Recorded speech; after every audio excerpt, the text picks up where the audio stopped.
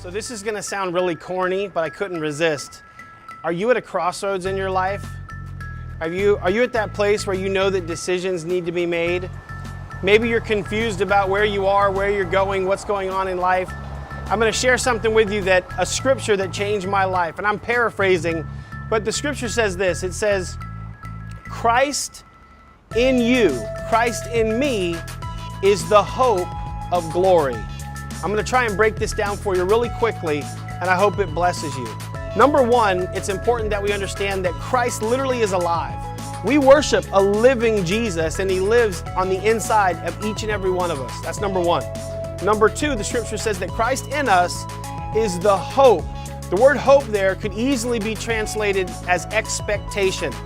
Christ in you is the expectation. And then you've got this word called glory. Now, if I were to try and define the word glory, it would literally take me, the Encyclopedia Britannica size, think of all that stacked up. There's no way that you could try and begin to define or summarize the glory of God. But in this passage, just to give you an example of what God's glory is, you see, God's glory is literally God's reality.